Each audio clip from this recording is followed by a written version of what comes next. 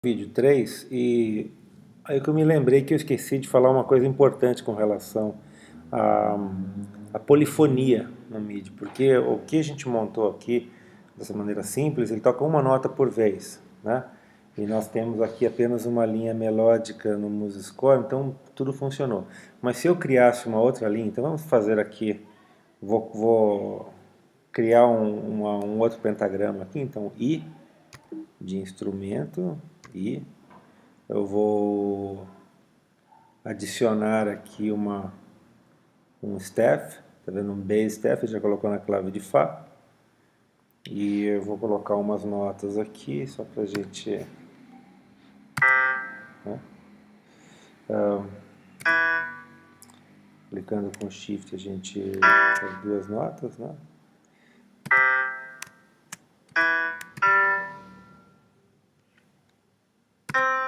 Ou seja, bem péssimo, mas só para colocar alguma coisa polifônica acontecendo, né?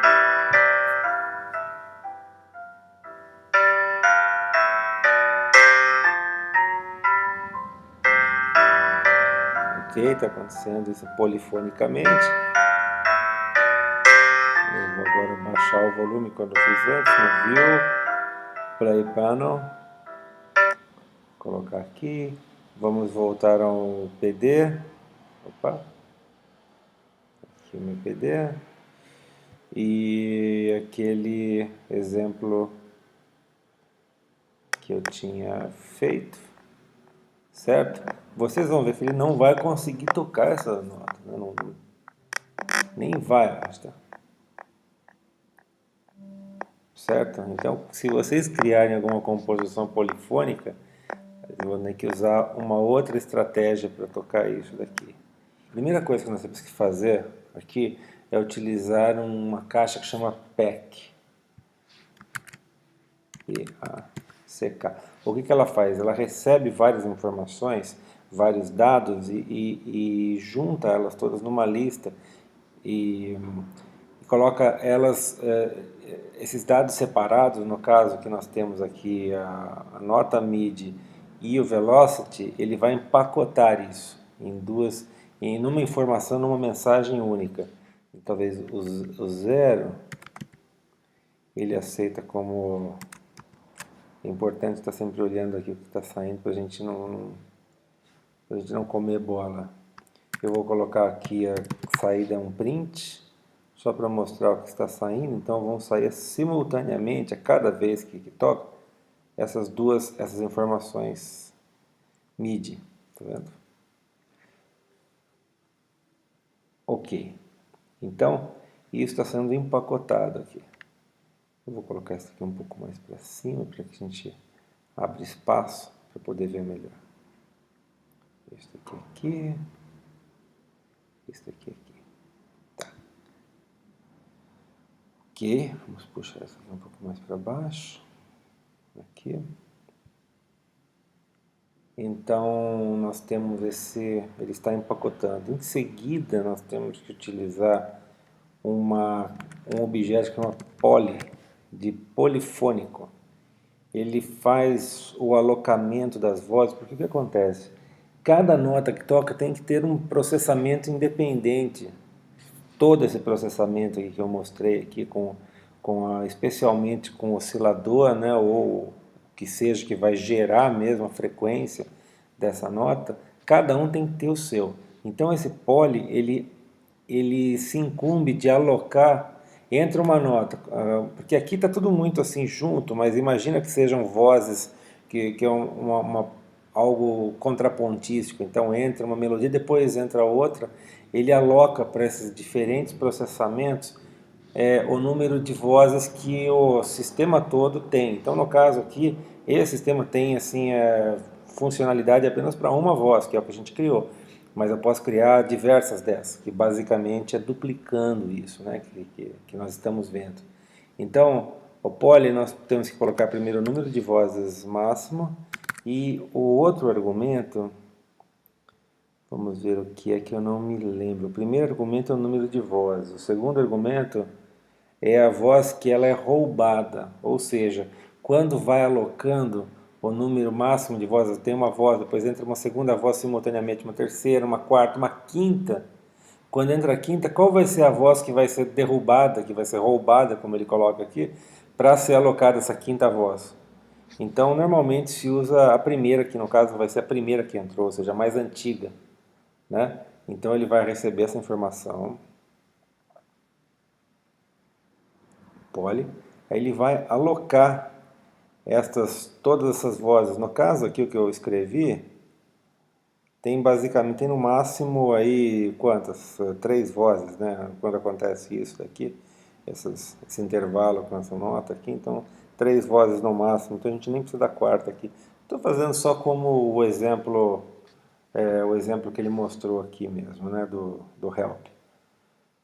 Aí em cima disso, eu tenho que criar um roteador em cima das vozes. Porque o que vai acontecer aqui isso daqui, ele vai enviar essa informação com o primeiro argumento, o primeiro número que aparece é o número correspondente à voz.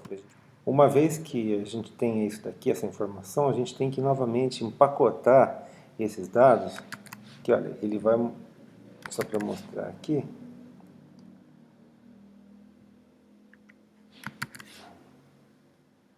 ele vai colocar aqui esta informação, no caso equivalente a a intensidade, esta é a nota, essa que está entrando aqui, e essa daqui é uma rotina de qual voz que está sendo alocada para cada uma delas. Certo? Então isso daqui também novamente tem que ser empacotado para ir para o route. Antes de ir para o route. Então no caso do PEC 000, são 3 números.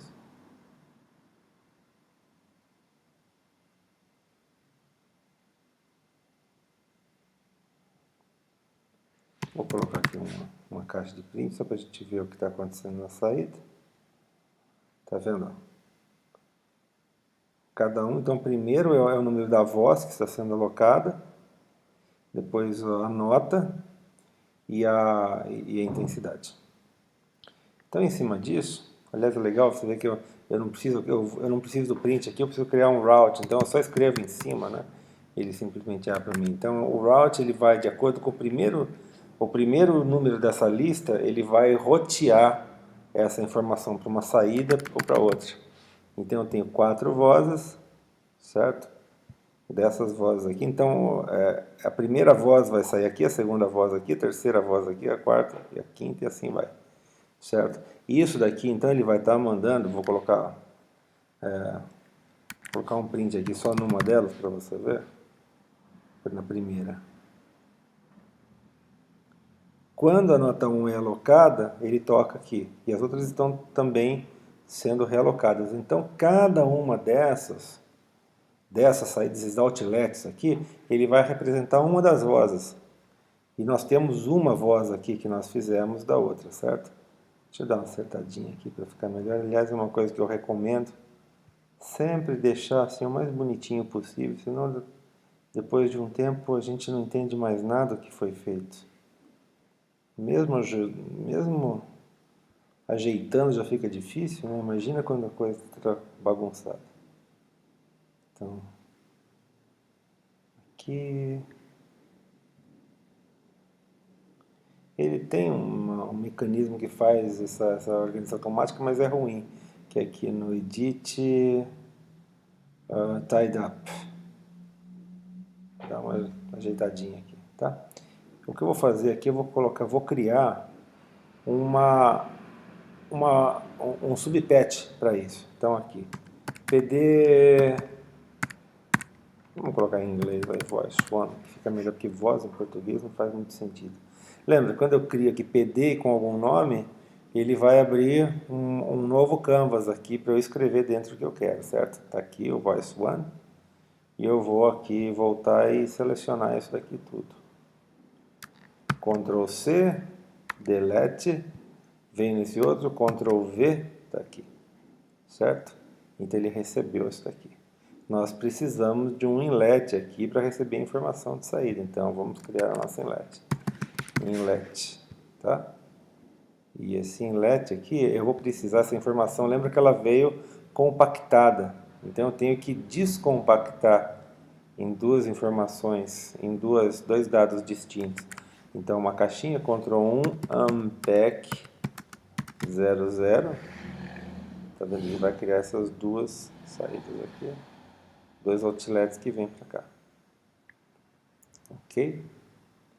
Conectamos tudo isso daqui está dentro dessa caixinha. Então, vamos fechar, colocamos aqui e simplesmente selecionamos e duplicamos, Ctrl D, só para a gente não se confundir, vou colocar outra voz, aqui a mesma coisa, Ctrl D, novamente, só mudar os nomes aqui por uma questão de organização. E agora é conectar em cada um deles. Aqui. O primeiro voz 1, opa, quando a gente faz isso. Voz 2, voz 3, voz 4. E essa quinta aqui seria o ladrão, no caso, como o ladrão da caixa d'água. Que tudo que não se encaixa, imagina que por alguma razão entrasse algo que fosse 5 aqui, uma lista que começa com 5, aí ele não sabe ou 6, ou X, ou Y, tudo isso vai sair por esse lado aqui, aquele que não se encaixa em nenhum dos critérios, que não começou nem por 1, nem por 2, nem por 3, nem por 4, tá? Então isso aqui, eu vejo que é meio confuso porque ele não fica alinhado, né? Isso aqui é o equivalente ao argumento, o primeiro argumento, que é 1, isso aqui é o equivalente ao segundo argumento, 2, tá? E esse último é a saída geral. Então a gente pode escutar como isso está tocando.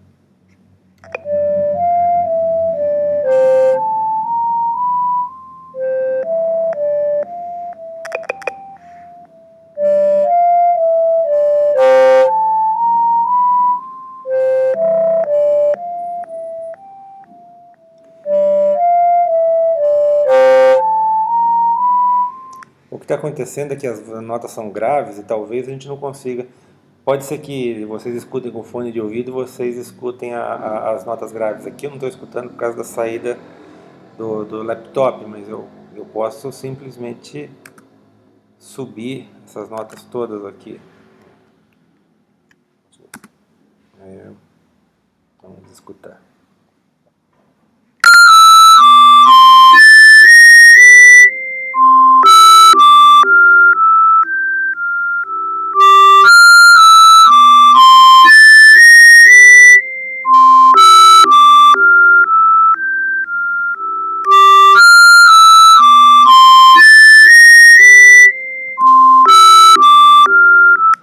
Enfim, está funcionando. Então agora nós temos o sintetizador polifônico de até 4 vozes, utilizando este objeto chamado poly. Bom?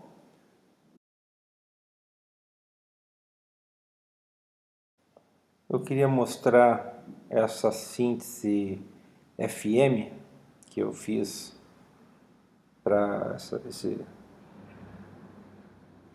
esse curso, né, da engenharia elétrica, que chama Polysynth FM.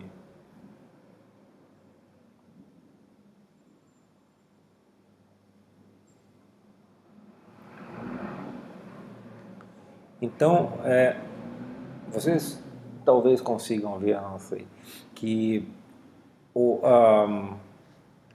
eu puxo aqui, a estrutura é muito parecida com o que eu fiz, né? Note-in, depois empacota os dois dados aqui de nota e intensidade, vai para o poly também 4 e 1, ou seja, 4 vozes no máximo, empacota isso em 3, ou seja, vai ter o número da voz, a nota e a intensidade, e isso vai aqui para o route, que são 3, são 4 subpatches, e o que varia aqui é simplesmente o que eu fiz lá no outro, que era aquela síntese simples. Dentro dessa caixa, desse subpatch, vai ter uma síntese um pouco mais complexa, tá?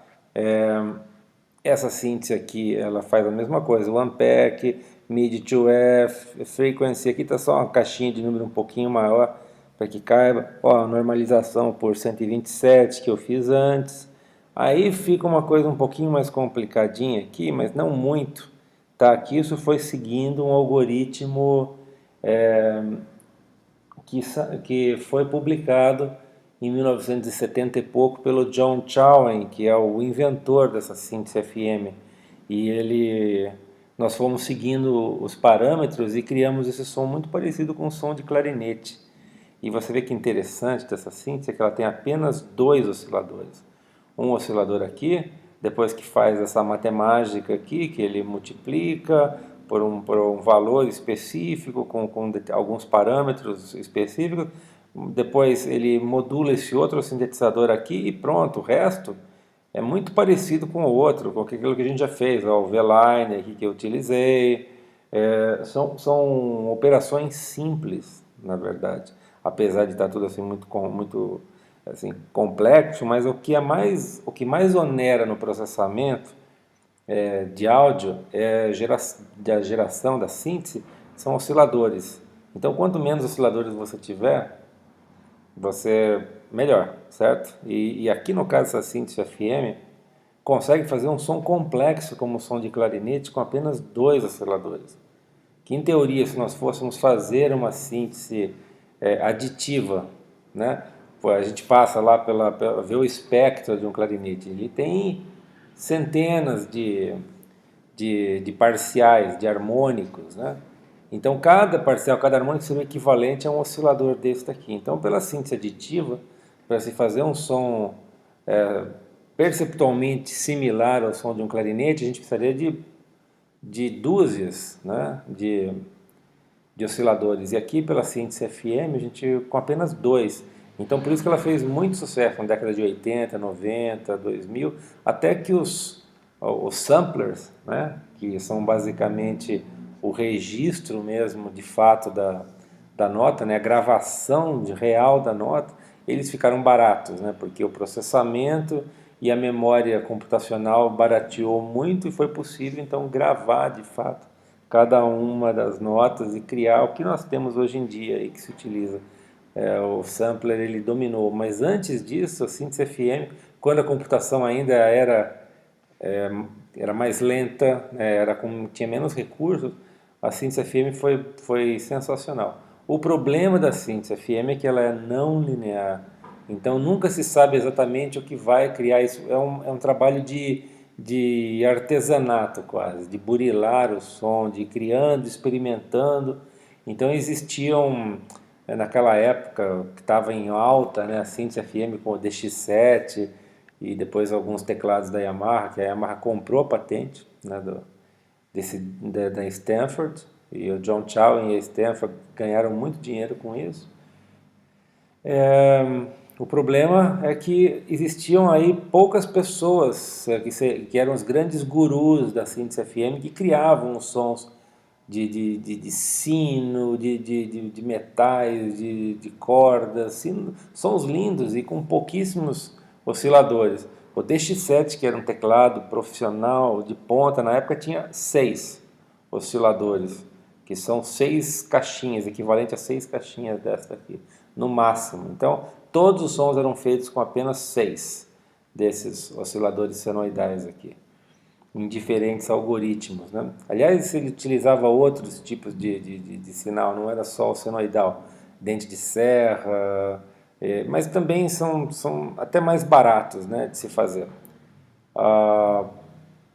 Enfim, então esse era o problema no caso da síntese FM, mas o som é muito interessante. Vamos ver se a gente consegue escutar.